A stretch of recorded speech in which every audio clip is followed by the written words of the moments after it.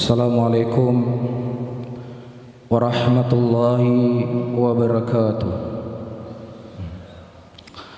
Allahu Akbar, Allahu Akbar, Allahu Akbar, Allahu Akbar, Allahu Akbar, Allahu Akbar, Allahu Akbar, Allahu Akbar, Allahu Akbar walillahil hamd. Innal hamdalillah nahmaduhu ta'ala wa nasta'inuhu wa nastaghfiruh wa na'udzu billahi min shururi anfusina wa min sayyiati a'malina. May yahdihillahu fala mudilla lahu wa may yudlilhu fala hadiya lahu. Asyhadu an la ilaha illallah wahdahu la syarika lahu iqraran bihi wa tauhidan. وأشهد أن محمدًا عبده ورسوله. يقول الله تعالى في كتابه الكريم: يا أيها الذين آمنوا اتقوا الله حق تقاته ولا تموتن إلا وأنتم مسلمون. يا أيها الناس اتقوا ربكم الذي خلقكم من نفس واحدة وخلق منها زوجها وبث منهما رجالا كثيرا ونساء واتقوا الله الذي تساءلون به والأرحام إن الله كان عليكم رقيبا. يا أيها الذين آمنوا اتقوا الله وقولوا قولا سديدا يصلح لكم أعمالكم ويغفر لكم ذنوبكم ومن يطع الله ورسوله فقد فاز فوزا عظيما.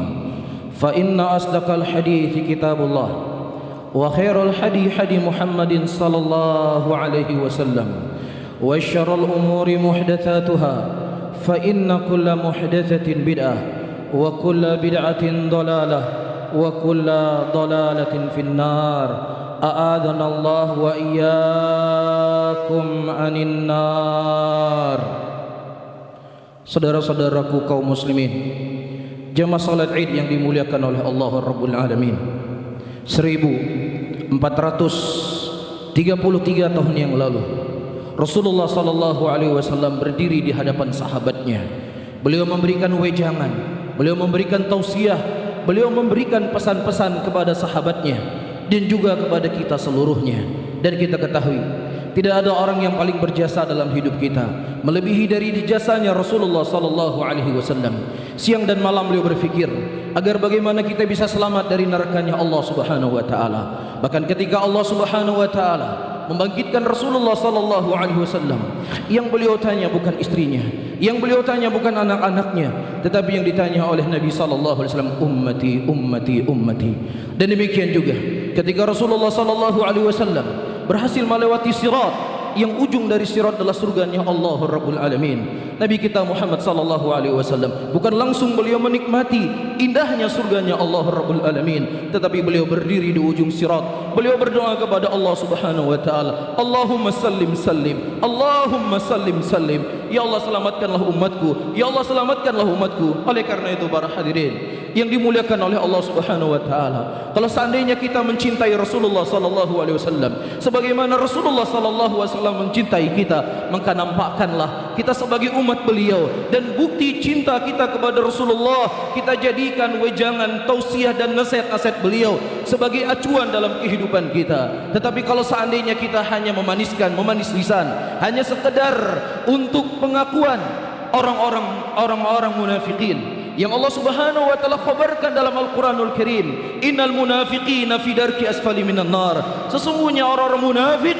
mereka berada dalam keraknya neraka. Apa yang mereka sampaikan? Allah Subhanahu wa taala menyebutkan dalam Al-Qur'anul Karim, idza ja'akal munafiquna qalu nashhadu innaka la rasulullah. Ketika orang-orang munafikun mendatangi Rasulullah sallallahu alaihi wasallam dan bahwasanya engkau adalah rasulnya Allah Subhanahu wa taala, apakah bermanfaat pengakuan orang-orang munafikin? Mereka mengaku bahwasanya Nabi Muhammad adalah rasulnya Allah Subhanahu wa taala. Tidak bermanfaat sama sekali. Para hadirin yang dimuliakan oleh Allah, karena mereka tidak menerapkan apa yang diwasiatkan oleh Rasulullah, mereka tidak menjalankan apa yang diperintahkan oleh Nabi sallallahu alaihi wasallam. Bahkan orang-orang Yahud, orang-orang Nasara, kaum yang terkutuk, kaum yang terlaknat. Karena itu para hadirin, mari kita mendengar beberapa wasiat yang Rasulullah sallallahu alaihi wasallam wasiatkan pada haji perpisahan, yang mudah-mudahan kita menjadi orang-orang yang selalu menjadikan kehidupan Nabi sallallahu alaihi wasallam sebagai jalan kehidupan kita. Di antara hal yang diwasiatkan oleh Rasulullah sallallahu alaihi wasallam, di atas sunnah Rasulullah sallallahu alaihi wasallam, Nabi sallallahu alaihi wasallam menyebutkan dalam hadisnya, Rasulullah mengatakan dalam hadisnya, aku wasiatkan kepada kalian yang apabila kalian berpegang teguh di antara dua perkara tersebut, maka kalian tidak akan pernah sesat selama-lamanya, yaitu Al-Quran dan sunnah Rasulullah sallallahu alaihi wasallam.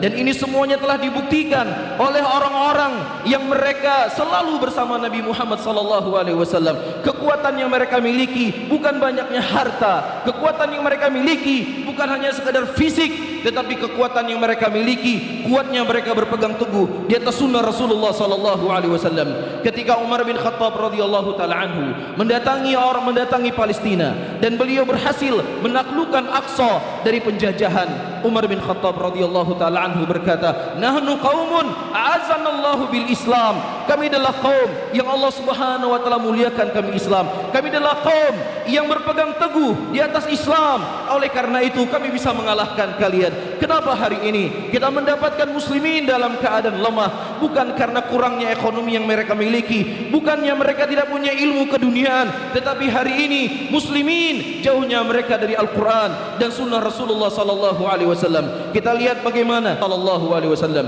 hari di mana Rasulullah sallallahu alaihi wasallam wafat, dan sebagian orang-orang Arab pada waktu itu mereka sudah murtad. Kemudian sebagian sahabat Rasulullah menyarankan kepada Abu Bakar As-Siddiq untuk mengembalikan Usamah bin Zaid yang diutus oleh Nabi sallallahu alaihi wasallam. Kemudian kata Abu Bakar As-Siddiq radhiyallahu taala anhu, aku tidak akan pernah mengembalikan pasukan yang telah dikirim oleh Nabi Muhammad sallallahu alaihi wasallam, walaupun kaki-kaki istri Nabi sallallahu alaihi wasallam digigit anjing, tetap aku akan memerintahkan mereka berjalan, karena demikianlah yang diwasiatkan oleh Nabi sallallahu alaihi wasallam. Demikian juga para hadirin dan hadirat yang dimuliakan oleh Allah Subhanahu wa taala, ketika Rasulullah sallallahu alaihi wasallam sebagaimana yang diriwayatkan dari Anas bin Malik radhiyallahu taala anhu, pada waktu itu Anas bin Malik sudah menyiapkan minuman keras dan mereka akan mabuk bareng. Kemudian Allah Subhanahu wa taala menurunkan ayat Al-Qur'an, dan para sahabat Rasulullah sallallahu alaihi wasallam tidak berpikir untuk meninggalkan khamar besok. Mereka tidak berpikir meninggalkan khamar bulan depan. Mereka tidak berpikir membeli dan akan mubazir, tidak sama sekali. Ketika mereka mendengar perintah dari Rasulullah sallallahu alaihi wasallam, mendengar perintah dari Allah Subhanahu wa taala, di detik itu mereka tinggalkan. Demikian juga disebutkan para hadirin dan hadirat yang dimuliakan oleh Allah, ketika terjadi finatul if, Aisyah radhiyallahu taala anha dituduh sebagai wanita penzina, dan diantara yang menuduh pada waktu itu adalah Mistah ibnu Uthathah, dan beliau inilah kerabatnya Abu Bakar As-Siddiq radhiyallahu taala anhu, dan beliau termasuk dari sahabat yang hijrah ke kota Madinah. Dan Abu Bakar As-Siddiq radhiyallahu taala anhu, beliau ketika Allah Subhanahu wa taala menegur Abu Bakar As-Siddiq, Rasulullah Abu Bakar As-Siddiq berkata, sama'an wa ta'atan, kami mendengar dan taat apa yang diperintahkan oleh Allah Subhanahu wa taala. Demikianlah mereka bersegera untuk menyambut seruan Nabi Muhammad sallallahu alaihi wasallam. Dan demikian juga para hadirin, ketika Allah Subhanahu wa taala menurunkan ayat dalam Al-Qur'an, lan tanalul birra hatta tunfiqu mimma tuhibbun, sesungguhnya engkau tidak akan mendapatkan kebaikan sampai engkau menginfakkan seluruh harta yang kau cintai. Waktu itu ada seorang sahabat Rasulullah sallallahu alaihi wasallam yang dia cukup dikenal sebagai sahabat yang sangat dermawan, tetapi dia punya harta berupa kebun kurma dan sumur, dan ini adalah harta yang sangat beliau cintai. Ketika Allah Subhanahu wa taala menurunkan ayat tersebut, beliau langsung menghampiri Nabi Muhammad sallallahu alaihi wasallam dan beliau berkata, ya Rasulullah, ini merupakan harta yang paling kucintai ya Rasulullah, dan aku keluarkan di jalan engkau ya Rasulullah. Demikianlah para hadirin dan hadirat yang dimuliakan oleh Allah, kekuatan kemenangan yang diberikan oleh Allah Subhanahu wa taala kepada mereka bukan hanya sebatas kekuatan fisik yang mereka miliki, tetapi kuatnya mereka berpegang teguh di atas sunnah Rasulullah sallallahu alaihi wasallam. Maka siapa saja daripada umat ini yang mereka ingin sukses di dunia dan sukses di akhirat, maka sebagaimana yang telah disampaikan oleh Imam Malik rahimahullah, tidak akan terperbaiki umat ini kecuali apa yang telah perbaiki umat yang lalu. Rasulullah sallallahu alaihi wasallam diutus oleh Allah Subhanahu wa taala kepada kaum jahiliyah yang kehidupan mereka sangat carut marut, tetapi apa yang menjadi sebab mereka menjadi manusia yang terhormat? Mereka masih hidup di dunia sementara terompah kaki mereka sudah terdengar dalam surga. Dan tidak hanya mereka diberikan kekuatan oleh Allah Subhanahu wa taala berupa nikmat dalam dunia akhirat kelak, sepertiga dunia berada di bawah kaki para sahabat Rasulullah sallallahu alaihi wasallam. Ini tidak lain karena kuatnya mereka berpegang teguh di atas Al-Qur'an dan sunnah Rasulullah sallallahu alaihi wasallam. Dan yang kedua, para hadirin dan hadirat yang dimuliakan oleh Allah, di antara wasiat yang Rasulullah sallallahu alaihi wasallam wasiatkan para sahabatnya untuk berhati-hati daripada makarnya syaitan. Wala tattabi'u khutuwati syaitan, dan jangan kalian mengikuti daripada langkahnya syaitan, sesungguhnya itu merupakan musuh yang nyata. Ini peringatan dari Nabi sallallahu alaihi wasallam dan juga peringatan dari Allahur Rabbul Alamin, sesuatu yang harus kita jadi pijakan dalam kehidupan kita. Kita tidak lebih mulia dibandingkan Nabi Adam alaihissalam. Nabi Adam alaihissalam, Allah Subhanahu wa taala ciptakan beliau dengan kedua tangannya. Allah Subhanahu wa taala memerintahkan malaikat sujud kepadanya, dan beliau pernah tinggal dalam surganya Allah Subhanahu wa taala. Dan Allah Subhanahu wa taala sendiri yang mengingatkan Nabi Adam alaihissalam, la taqraba hadhihi syajarata fatakuna minadh dhalimin. Wahai Adam dan Hawa, jangan kau mendekati pohon ini, karena dengan kau mendekati pohon ini kau akan termasuk orang-orang yang zalim. Allah sendiri yang mengingatkan Nabi Adam alaihissalam, tetapi fawaswasa ilaihi syaitan, begitu semangatnya iblis memberikan waswas kepada Nabi Adam alaihissalam, ya Adamu hal adulluka ala syajaratil khuldi wa mulkin la yabla. Wahai Adam, maukah kutunjukkan kepada engkau sebuah pohon yang apabila engkau makan di pohon tersebut, makan dari buah pohon tersebut, engkau akan abadi tinggal dalam surga ini. Ya, saking hebatnya iblis menggoda Nabi Adam, dan dia tidak pernah berputus asa.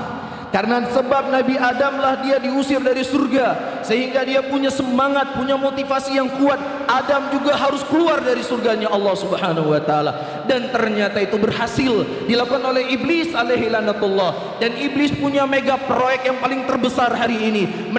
Dia ingin mengumpulkan kita semua ke dalam nerakanya Allah Rabbul Alamin. Kalau seandainya Nabi Adam berhasil dikeluarkan oleh iblis dari surganya Allah, bagaimana lagi dengan kita ayuhal hadirun wal hadirat yang dimuliakan oleh Allah? Mungkin iblis tidak perlu memberikan was-was yang terlalu besar kepada kita. Hanya dengan sekedar main mata, mungkin kita telah mengikuti daripada langkahnya iblis. Oleh karena itu, para ulama kita, mereka sangat konsen dan peduli menjelaskan kepada kita dari langkah-langkahnya iblis, agar kita tidak terjerumus ke dalam jerat-jeratnya mereka. Dan perlu kita ketahui para hadirin dan hadirat yang dimuliakan oleh Allah, di antara jeratnya iblis, sebagaimana diterangkan oleh para ulama, iblis memiliki dua senjata. Yang pertama waswas, dan yang kedua adalah khannas. Apa itu waswas? Waswas di mana iblis menggambarkan kepada seseorang akan nikmatnya dosa, akan lezatnya maksiat.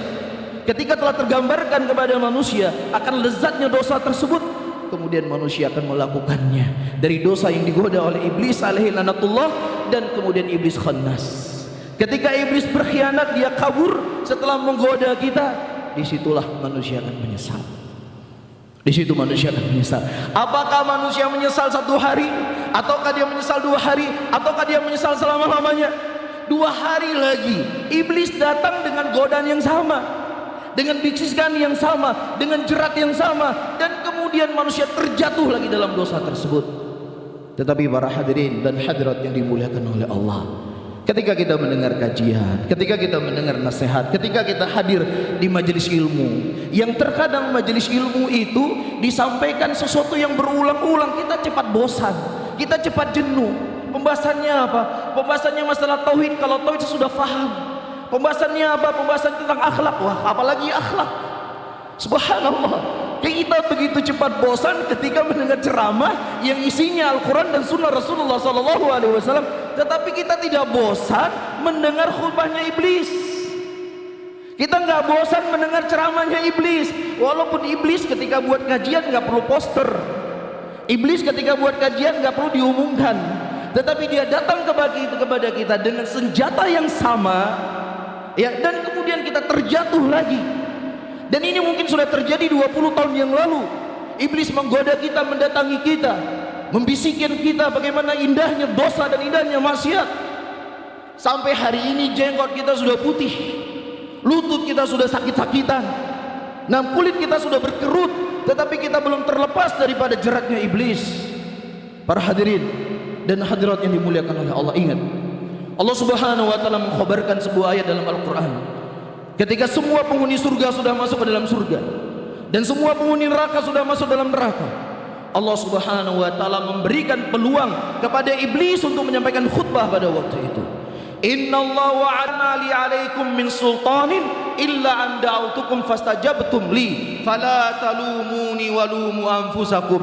Cukup khutbah yang Allah Subhanahu wa taala ceritakan dalam Al-Qisaf yang pertama ketika iblis diberikan kesempatan oleh Allah Subhanahu wa taala. Iblis berkata, sesungguhnya Allah telah berjanji kepada kalian dengan janji yang hak, dan aku juga telah berjanji kepada kalian, dan aku telah selisih janji tersebut. Maka iblis kemudian berkata di akhir ayat, fala talumuni walumu anfusakum, jangan salahkan aku, salahkan diri kalian sendiri. Allah telah menjelaskan kepada kalian jalan-jalanku, Allah telah menerangkan kepada kalian bagaimana iblis menjerat kalian dalam dosa, dalam maksiat, tetapi kalian masih berlaku dosa, masih menjadi pelaku maksiat, dan masih juga mengikuti langkah-langkahnya iblis. Disitulah penyesalan yang akan dirasakan oleh setiap orang yang mereka hari ini menjadikan iblis sebagai penolong dalam kehidupan mereka. Kemudian para hadirin dan hadirat yang dimuliakan oleh Allah, di antara pelajaran yang paling berharga juga yang kita bisa petik pada hari raya kurban ini adalah pengorbanan Nabi Allah Ibrahim alaihissalam. Di sini menunjukkan kepada kita seseorang tinggal di dunia ini bukan sebagai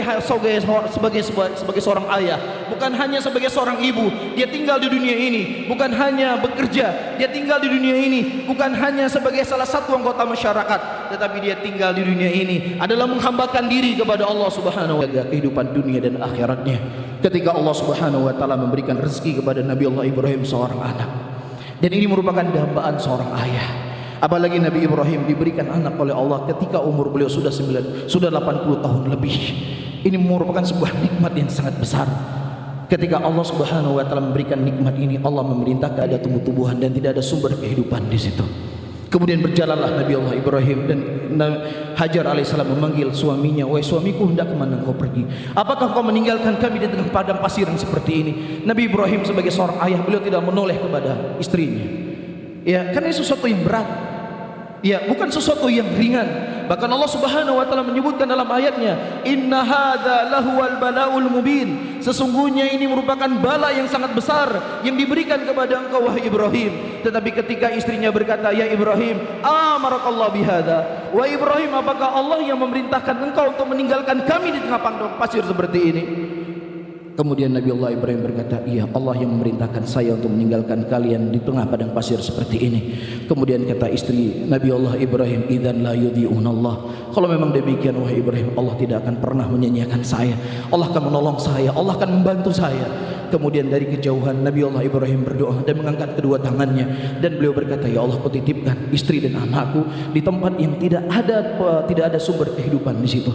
Pelajaran bisa kita petik para hadirin yang dimuliakan oleh Allah, secara hitungan matematika, apalagi bersamanya bayi, tidak ada sumber air, tidak ada tumbuhan, tidak ada manusia satupun di sana. Itu hitungan matematikanya kita. Tetapi ketika Allah Subhanahu wa taala telah mengkhabarkan sebagaimana dikhabarkan oleh Nabi sallallahu alaihi wasallam, ihfadillah yahfadka, jagalah Allah maka niscaya Allah akan menjagamu, maka disitulah hilang semua hitungan matematika kita. Allah Subhanahu wa taala mengeluarkan air dari kaki Nabi Allah Ismail, yang itu tempat yang namanya padang pasir, tidak ada pepohonan, tetapi air tersebut bisa dinikmati oleh manusia sampai hari ini.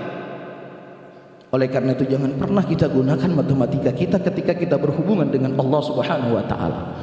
Kalau seandainya saya berkurban hari ini, ya maka sulit bagi saya hidup sebulan lagi. Subhanallah.